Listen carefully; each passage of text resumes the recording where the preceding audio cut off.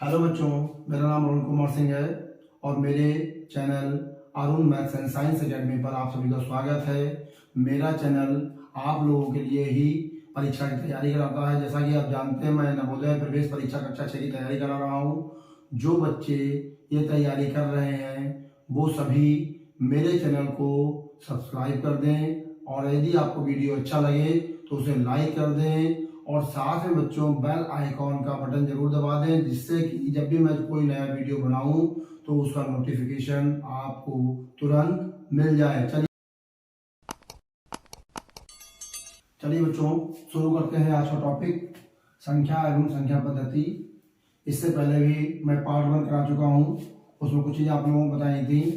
इस वीडियो के description box में उस वीडियो का मैं लिंक छोड़ दूंगा। जो बच्चे इस चैप्टर को अच्छी तरीके से समझना चाहते हैं पहले वो वीडियो देख लें, उसके बाद ये वाला देखें तो आपको ज़्यादा समझ में आएगा। चलिए बच्चों शुरू करते हैं।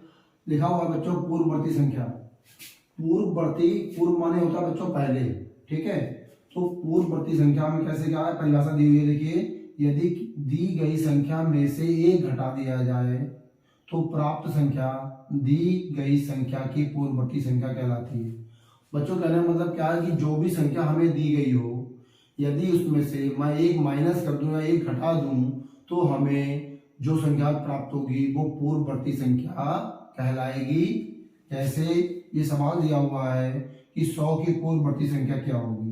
तो बच्चों बहुत ही सिंपल है, हमें परिभाषा के हिसाब से काम करना है। देखिए हमें क्या घटाना है, हमें एक घटाना है। तो 100 में से अगर हम एक घटा दें तो क्या आ जाएगा बच्चों, 99। तो 99 क्या हो जाएगी, 100 की पूर्ववर्ती संख्या। यानी आप समझ रहे होंगे, देखिए जैसे पहले 99 आता है फिर 100 आता है, तो 100 से पहले आने वाली संख्या क्या होगी, 99। और यही 99 क्या कहलाएगी बच्चों, पूर्ववर्ती संख्या कहलाएगी। क्या कहलाएगी, पूर्ववर्ती संख्या। कहने का मतलब ये है बच्चों, किसी भी संख्या से ठीक पहले वाली जो संख्या होती है उसी को हम सभी लोग पूर्ववर्ती संख्या कहलाते हैं। और नियम क्या लगाते हैं कि दी गई संख्या में यदि हम एक को घटा दें तो हमें पूर्ववर्ती संख्या प्राप्त हो जाती है। ये तो बात तब है बच्चों कि मान लीजिए आपको ये संख्या में 100 जो है छोटी दी है, काफी बड़ी संख्या हो तो उसमें क्या कीजिएगा, सिंपल सी बात, एक घटा दीजिएगा और आपको आपका उत्तर मिल जाएगा बच्चों। चलिए बच्चों देखते हैं, पूर्ववर्ती संख्या पर मैंने 2 सवाल लिए हैं, इनको भी अभ्यास कर लेते हैं तो आपको ज्यादा समझ में आ जाएगा। क्या करना है, देखिए संख्या ये दी हुई है हमें।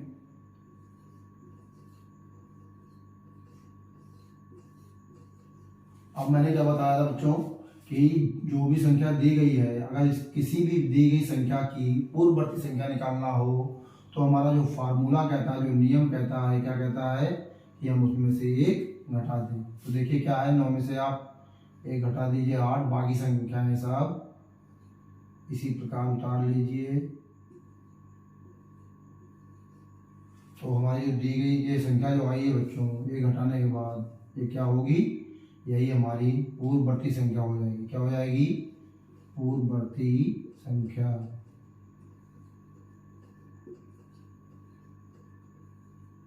बच्चों गणित में कोई भी सवाल हो, कैसे भी सवाल हो, लेकिन नियम हर जगह जो भी बताया जाए, अगर आप वही नियम लगाएंगे तो आपका कोई भी प्रश्न किसी भी दशा में गलत नहीं होगा। ये वाला प्रश्न है, इसको भी हल कर लेते हैं हम लोग।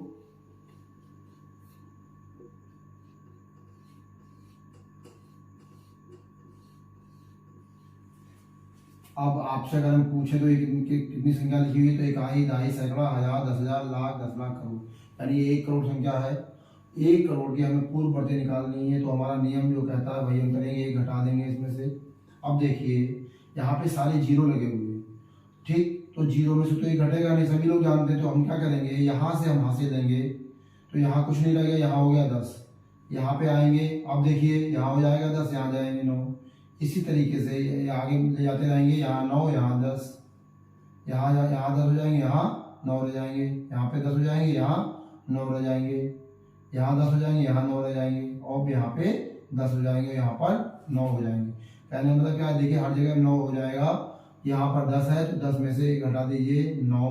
मैंने क्या बताया, हर जगह 9 हो जाएगा, यहाँ पर भी 9, यहाँ पर भी 9, कॉमा लगा दीजिए, यहाँ पर भी 9, यहाँ पर भी 9, यहाँ पर भी 9 और यहाँ पर भी 9, यहाँ पर 0 हो जाएगा। इकाई, दहाई, सैकड़ा, हजार, 10,000, लाख, 10 लाख। 10 लाख का मतलब क्या हो गया बच्चों? देखिए 99,99,999। तो 99,99,999 क्या हो जाएगी? पूर्ववर्ती संख्या हो जाएगी। किसकी? 1 करोड़ की बच्चों। इसी तरीके से कोई भी प्रश्न आए तो आप पूर्ववर्ती संख्या बहुत ही आसानी से निकाल सकते हैं। बच्चों देखते हैं अगली चीज जो उत्तरवर्ती है। अभी हम लोगों ने पढ़ा पूर्ववर्ती संख्या, इसी तरीके से उत्तरवर्ती संख्या होती है। उत्तरवर्ती संख्या का क्या नियम है देखते हैं। यदि दी गई संख्या में 1 जोड़ दिया जाए, वहां पे क्या हो रहा था? पूर्ववर्ती संख्या जाते हैं 1 घटा रहे थे, लेकिन यहाँ पे क्या कर रहे हैं? 1 जोड़ रहे हैं। 1 जोड़ दिया जाए तो प्राप्त संख्या दी गई संख्या की उत्तरवर्ती संख्या कहलाती है। कहने का मतलब क्या है कि जो भी हमें संख्या दी गई होगी उसमें हमें क्या कर देना है? 1 जोड़ देना है। देखिए कुछ उदाहरण है। 99 की उत्तरवर्ती हमें करनी है तो 99 में बच्चों में क्या कर देना है? 1 जोड़ देना है। तो हमारा क्या उत्तर आ जाएगा? 99 में अगर हम 1 जोड़ दें तो 100 आ जाता है। इसी तरीके से ये देखिए 9,999 है, तो इसमें अगर हम 1 जोड़ दें तो क्या हो जाएगा बच्चों? 10,000 हो जाएगा। इसी प्रकार यहाँ पर देखिए बच्चों यह है 99,999। यदि मैं इसमें 1 जोड़ दूं तो क्या हो जाएगा? देखिए 9 में 1 जोड़िए 10, यहाँ ये हासिल आ जाएगा, यहाँ पे भी 10, यहाँ आ जाएगा, फिर यहाँ पर भी 10, ये हासिल का 1, यहाँ पर भी 10 और यहाँ पे हासिल का 1, यहाँ पर भी हो जाएंगे 10। इसी प्रकार देखिए कितनी आसानी से हमने उत्तरवर्ती संख्या को निकाल लिया। इकाई, दहाई, सैकड़ा, हजार, 10,000, लाख। आप जाने रहे 99,999 के बाद तो ठीक बात संख्या मिलेगी वो 1 लाख होगी और वही इसकी बच्चों क्या हो जाएगी? उत्तरवर्ती संख्या हो जाएगी। देखिए चलिए बच्चों देखते हैं इसी टॉपिक में प्राकृतिक संख्याएं हैं। तो गिनती की संख्याओं को प्राकृतिक संख्याएं कहते हैं। मतलब कहने का मतलब ये है ऐसी जो चीजें हम लोग गिनने के काम आती है, जैसे कितनी कुर्सियां, कितनी मेजें, कितने कमरे, कितने मकान, कितने हवाई जहाज, कितनी बसें। ठीक, तो उत्तर क्या आएगा? 9, 10, 11, 500, 1000, 10,000, लाख जो भी आएगा। तो हमने क्या किया? हमने गिना, चीजों को गिना, गिनने पे जो उत्तर आया, ठीक है, वही हमारी प्राकृतिक संख्याएं हो जाएंगी। तो गिनती की संख्याओं को प्राकृतिक संख्याएं कहते हैं। जो ऐसी संख्याएं जो गिनने में सहायता करें, गिनने में प्रयोग हो, उन्हें हम प्राकृतिक संख्याएं बोलेंगे। इसकी स्टार्टिंग कहाँ से होती है? 1 से होती है बच्चों। 1, 2, 3, 4, 5 और लगातार ये चलती रहती है। इसकी कोई सीमा नहीं है, अनंत तक लगातार चलती रही। अनंत का मतलब उसके आगे भी संख्या लगातार 1 जोड़ते रहिए, 1 जोड़ते रहिए, 1 जोड़ते रहिए और हमें उसके अगली संख्या कंटिन्यू मिलती रहेगी। देखिए अब यहाँ पर एक बहुत ही कॉमन सी बात है बच्चों, जैसे ये 2 प्राप्त हुआ। 2 कैसे प्राप्त हुआ होगा? इस 2 को प्राप्त करने के लिए इस पहली वाली संख्या में 1 जोड़ दिया होगा। इसी तरीके से 5 कैसे प्राप्त हुआ होगा? इस 4 में अगर मैं 1 जोड़ दूं तभी तो 5 प्राप्त होगा। इसी तरीके से जैसे मैंने यहाँ अनंत लिखा है, अनंत का मतलब कोई नहीं है। यहाँ पे सबसे भारी संख्या आप सोच लीजिए, सबसे भारी संख्या सोच लीजिए और उसमें भी 1 जोड़ दीजिए, तब आपको एक नई संख्या मिल जाएगी। जो भी नहीं मिलेगी उसमें आप 1 जोड़ दीजिए, वो एक नई संख्या मिल जाएगी। तो कोई लिमिट नहीं है कि ये संख्याएं लगातार कंटिन्यूसली चलती रहेंगी। सबसे खास बात जो आपको ध्यान रखनी है बच्चों, देखिए यहाँ पे स्टार्टिंग कहाँ से आई है? 1 से। तो 1 जो है सबसे छोटी प्राकृतिक संख्या है। जब मैंने बोल दिया कि 1 सबसे छोटी प्राकृतिक संख्या है, प्रश्न ज्यादातर ये आता है कि 1 से छोटी प्राकृतिक संख्या बताइए। बच्चे कंफ्यूज हो जाते हैं, बच्चे उत्तर देते हैं 0, जो कि बिल्कुल भी गलत है। एक उदाहरण छोटा सा बताऊंगा बच्चों। जैसे आपके घर में एक छोटा बच्चा जिसका नाम अमित है, सबसे छोटा बच्चा वही है पूरे घर में। अगर मैं कहूं कि अमित से छोटे बच्चे का नाम बताइए तो आपका उत्तर क्या होगा? कोई नहीं। ठीक इसी प्रकार बच्चों जब मैंने कह दिया कि 1 सबसे छोटी प्राकृतिक संख्या है तो जाहिर सी बात है कि 1 से छोटी कोई भी प्राकृतिक संख्या नहीं होती है। अगर 1 से छोटी कोई प्राकृतिक संख्या पूछी जाए तो आपका उत्तर क्या आएगा? कोई भी नहीं, कोई भी दिमाग में एकदम सेट कर लीजिए, आपको इसका उत्तर ये देना है कि 1 से छोटी कोई प्राकृतिक संख्या पूछा जाए तो आप कहेंगे कि 1 से छोटी कोई भी प्राकृतिक संख्या नहीं होती है। बच्चों देखते हैं अगली चीज, लिखा हुआ है पूर्ण संख्याएं। इसको इंग्लिश में होल नंबर्स भी कहते हैं बच्चों, होल नंबर्स। होल माने पूर्ण होता है और नंबर्स माने संख्याएं होता है। आप देखिए इसकी परिभाषा क्या कहती है कि यदि शून्य में 0 को प्राकृतिक संख्याओं में सम्मिलित कर लिया जाए तो वे पूर्ण संख्याएं बन जाती हैं।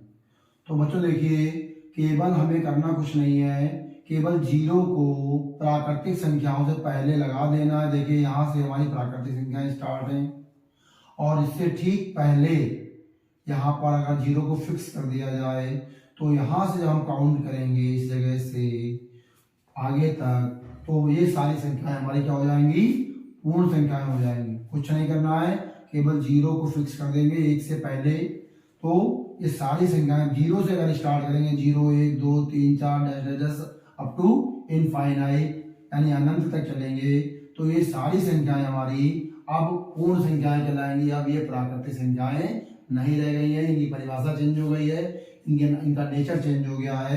तो अब यहाँ पे देखिए स्टार्टिंग वाला जो हमारी डिजिट है वो 0 यानी 0 है, तो ऑटोमेटिकली सबसे छोटी पूर्ण संख्या हमारी क्या बन जाएगी, 0। अगर आपसे पूछा जाए फिर वही प्रश्न कि 0 से छोटी पूर्ण संख्या बताइए तो ऑटोमेटिकली मैंने अभी प्राकृतिक संख्या में क्या उदाहरण दिया भाई यहाँ पे लागू होगा, क्योंकि 0 सबसे छोटी है तो 0 से छोटी कोई भी पूर्ण संख्या नहीं होती है।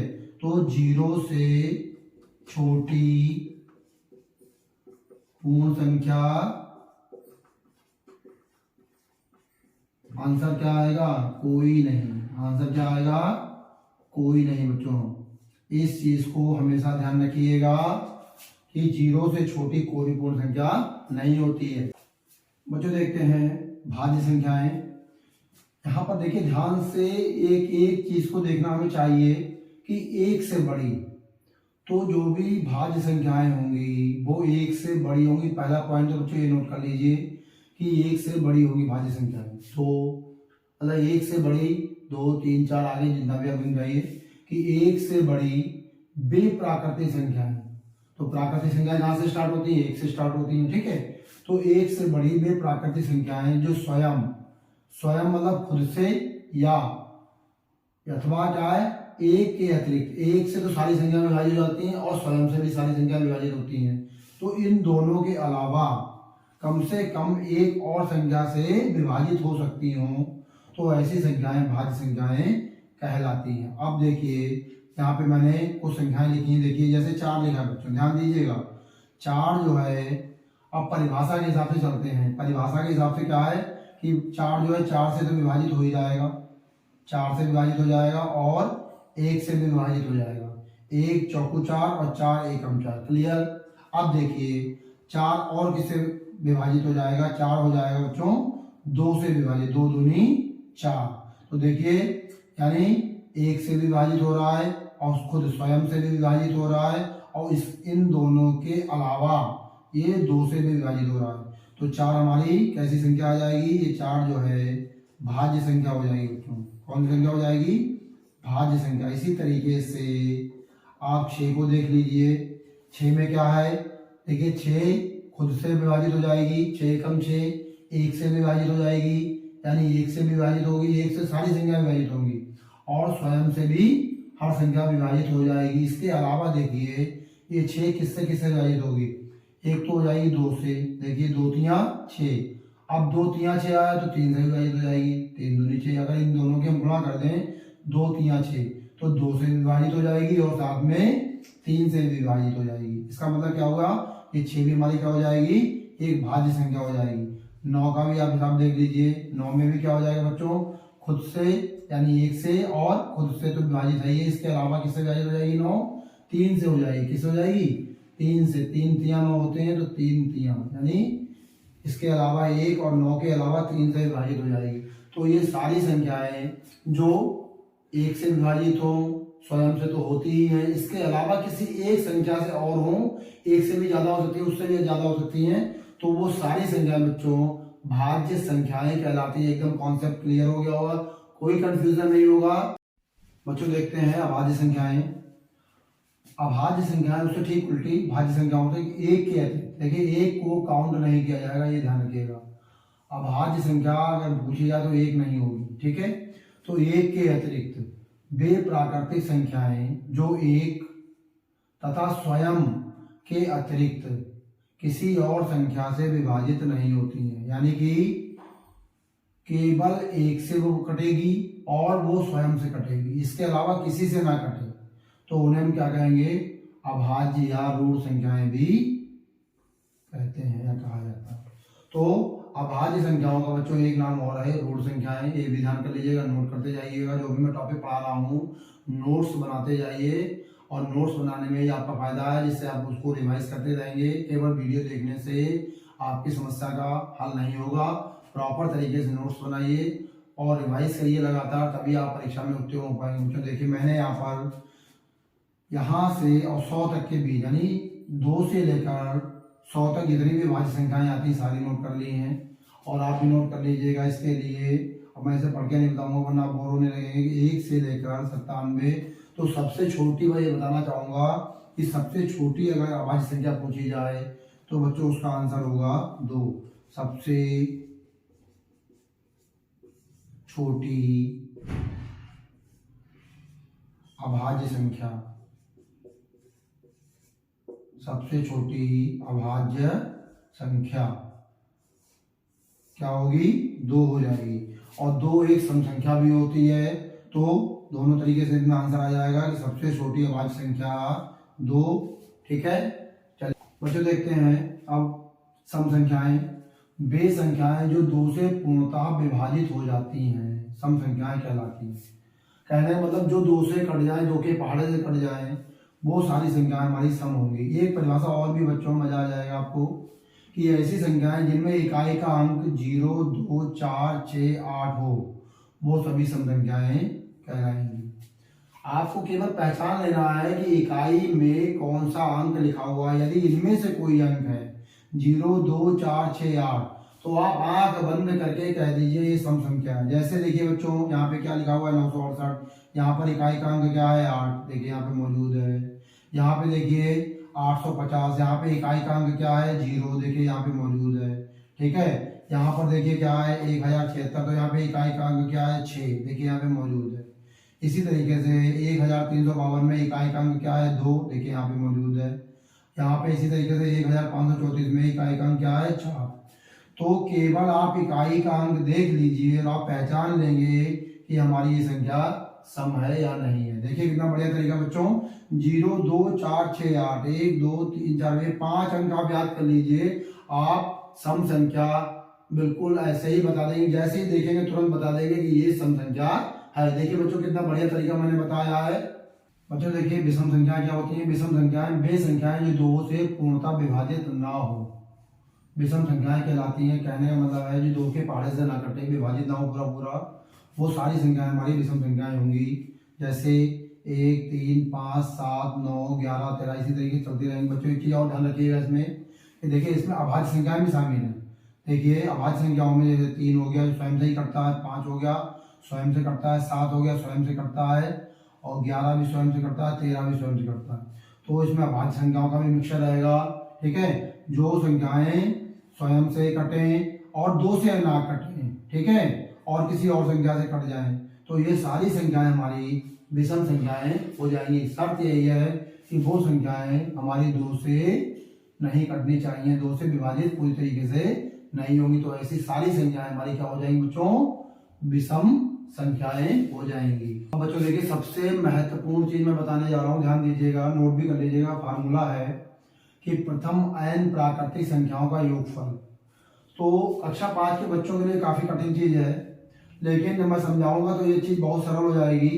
केवल ये सूत्र आपको याद करना है कि प्रथम n प्राकृतिक संख्याओं का अगर हमें योगफल याद करना है तो n, यहाँ पे गुणा का निशान लगा दीजिए, ब्रैकेट के अंदर n+1 ब्रैकेट 1/2। तो ये सूत्र है। अब देखिए इस सूत्र को कैसे हम उपयोग में लाएंगे। सवाल में 2 लिखे हुए हैं, लिखा हुआ है 1 से 25 तक की संख्याओं का योगफल ज्ञात कीजिए। बच्चों का ये सवाल जैसे परीक्षा में आ जाता और ये सूत्र आपको मान लीजिए ना मालूम हो, तब आप क्या करोगे, आप करोगे ऐसे 1 + 2 + 3 + 4 + 5 + 6 + 7 और ये संख्या कहाँ तक लिख दोगे बच्चों, 25 तक। और आप धीरे धीरे सबको जोड़ोगे तो आपको सोचो कितना टाइम लगेगा। आप ये समझो इस सवाल को करने में आपका कितना समय खर्च हो जाएगा, और समय वहां पे सीमित होता है, लिमिटेड होता है, और भी प्रश्न करने होते हैं। अब देखिए इस सूत्र से ये सवाल कितनी आसानी से निकल जाएगा, मुश्किल से 15 सेकंड लगेंगे। देखिए कैसे बच्चों, देखिए 1 से 25 तक की संख्याओं का योगफल। तो आप ये मान लीजिए यहाँ पे n का मान हमारा 25 दिया है। कितना दिया है, 25। यहाँ पे बात यही है कि शुरू से यानी 1 से लेकर 1 से 50 तक, 1 से 100 तक, 1 से 1000 तक की संख्याओं का योगफल पूछा जाए तो हमारा ये सूत्र तुरंत काम में आएगा कि एक हमें यहाँ पे निकालना है 1 से 25 तक की संख्याओं का योगफल। तो हमारा n का मान क्या हो जाएगा, जो ये बाद वाली संख्या दी है ये n हो जाएगी, 25 हो गई। अब हमें क्या निकालना है, ये सूत्र में रखना है इसका मान। तो n का मान 25 है। देखिए बच्चों सूत्र हमारा क्या कहता है, n + 1/2। तो हमारा यहाँ पे n का मान क्या होगा, 25। क्या हो जाएगा, n की जगह पे मैंने 25 रखा, यहाँ गुणा का निशान, और अंदर देखिए 25 n की जगह +1 और ये बटे 2 कर दिया बच्चों। यहाँ देखिए 25 ऐसे ही गुणा का निशान, 25 में अगर मैं 1 जोड़ दूं तो 26 हो जाएगा बच्चों, 26/2। अब देखिए 2 से 25 तो कटेगा नहीं, 2 से 26 कट जाएगा, 2 एकम 2, ठीक, 2 एकम 2, 2 तिया 6। अब आप क्या करना, सिंपल तौर पर आपको गुणा कर देनी है 13 और 25 की। 13 का पढ़ा आप जानते ही हैं, 13 पंजे 65 हो जाएगा, हासिल 6 हो जाएंगे, 13 दूनी 26, 26 में आप बच्चों 6 जोड़ दीजिए तो कितना हो जाएगा, ये हो जाएगा 26 और 6 32। कितना आंसर आ गया, देखिए बच्चों 325। देखिए कितनी आसानी से आंसर आ गया। अगर आप इस विधि से लगाएंगे तो आपका सवाल गलत भी होने की संभावना, यहाँ से एकदम एग्जैक्ट उत्तर आ जाएगा 325 इस सूत्र से। अब देखिए बच्चों सवाल नंबर दूसरा है 1 से 50 तक की संख्याओं का योगफल। तो वही सूत्र ये लगाएंगे, हमारा n का मान यहाँ पे कितना दिया हुआ है, 50 दिया है। कितना दिया है, 50। सूत्र में n + 1/2। तो n की जगह पे मुझे 50 रखना है और यहाँ पे 50 + 1/2 क्या हो जाएगा, 50 गुणा, अब 50 में जब 1 जोड़ दूंगा तो 51 हो जाएगा बच्चों, बटे 2। 2 से हम 50 काटेंगे तो 2 एकम 2, देखिए 2 दूनी 4 हो गया, यहाँ पे 10 हो जाएगा, 2 पंजे 10। 25 और 51 की गुणा करनी है, 25 का पहाड़ा पड़िए, 25 एकम 25 हासिल बच्चों 2 हो गया, 25 पंचे 125 और 125 में आप अगर 2 जोड़ दें तो बन जाएंगे 127। बच्चों देखिए कितनी आसानी से इस सूत्र के साथ आप कितनी भी संख्याओं का योगफल चुटकियों में ज्ञात कर सकते हैं। 1 मिनट से भी कम समय लगेगा और आपका आंसर आ जाएगा। देखिए बच्चों कितना बेहतरीन सूत्र है, इसे याद कर लीजिए, इस पर आधारित कई सवाल कर लीजिए बच्चों। देखिए कितना बढ़िया सूत्र, मजा आ गया बच्चों। इसी क्रम में देखिए दूसरा सूत्र है प्रथम n सम संख्याओं का योगफल। तो सूत्र इसका देखिए थोड़ा अलग है, n और ब्रैकेट में n + 1 यानी ये इसकी गुणा हो रही है, तो इसे याद कर लीजिए। हमें जब सम संख्याएं अगर याद करनी है तो ये सूत्र लगाएंगे, ठीक है। तो इस पे आधारित देखिए सवाल लिखा हुआ है 1 से लेकर 20 तक की सभी सम संख्याओं का योगफल। बच्चों सवाल जैसा हो पहले आप सही से उसको पढ़ जरूर लीजिएगा कि हमें सवाल में निकालना क्या है। पता चला फार्मूला हमें ये लगा ना, आप लगाए पड़े दूसरा वाला, सवाल का उत्तर गलत हो जाएगा। तो अब देखिए यहाँ पर एक चीज ध्यान रखिएगा कि 1 से लेकर 20 तक की सम संख्याएं। अब सम संख्याएं क्या होती है, मैंने बताया था कि 2, 4, 6, 8 इस तरीके से चलेगी बच्चों। तो बस इसमें एक ट्रिक याद रखिएगा कि 1 से लेकर 20, तो जो ये संख्या दी हुई इसका आप आधा कर दीजिए। 20 का आधा कितना होता है, 10। तो हमारा जो n का मान आ जाएगा बच्चों वो 10 आ जाएगा। बस ये ट्रिक आप याद रखिए। फार्मूला आप यही यूज करते हैं, n गुणा n + 1। तो n का मान 10 गुणा 10 + 1, तो 10 गुणा 10 में 1 जोड़ दीजिए 11। तो 11 और 10 की गुणा बच्चों बहुत तरीका बढ़िया बताने जा रहा हूँ। देखिए 11 एकम 11 और ये 0 जो है वो ऐसे ही फिक्स कर दीजिएगा, तो आंसर कितना आ जाएगा, 110 आ जाएगा। इसी तरीके से बच्चों देखिए 1 से लेकर 100 तक की सभी सम संख्याओं का योगफल हमें ज्ञात करना है। तो यहाँ पे देखिए 100 लिखा है, 100 का आधा कितना होता है 50 हो जाएगा। तो n का मान कितना हो जाएगा 50। सूत्र यही रहेगा हमारा n प्लस 1, ठीक है। तो n की जगह 50 और अंदर 50 में एक अगर जोड़ दें तो सीधे 51 कर दीजिए। 50 और 51 की बच्चों गुणा कर दीजिए। देखिए 0 है तो सबसे पहले आप 0 उतार लीजिए यहाँ पे। अब यहाँ 5 है तो 5 एकम 5 और 5m 25।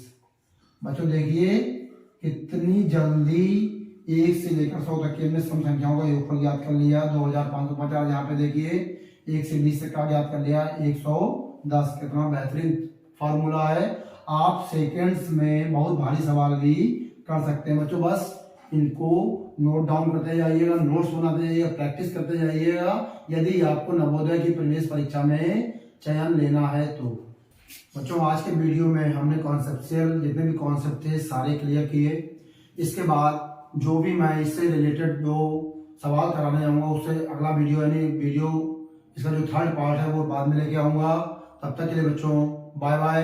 आप अपने नोट्स बनाते रहिए, तैयारी करते रहिए, क्योंकि आपको इस परीक्षा में सफलता प्राप्त करनी है। जो बच्चे मेरे चैनल पर नए हैं वो मेरे चैनल को सब्सक्राइब जरूर करें बच्चों। और यदि आपको ये वीडियो अच्छा लगा हो तो लाइक कीजिएगा और साथ में सबसे जरूरी चीज बेल आइकॉन का बटन जरूर प्रेस कीजिएगा, जिससे कि जैसे ही मैं कोई वीडियो नया अपलोड करूं तो उसका नोटिफिकेशन आपको तुरंत मिल जाए। बने रहिए मेरे चैनल पर Arun maths and science academy पे। बाय बाय बच्चों।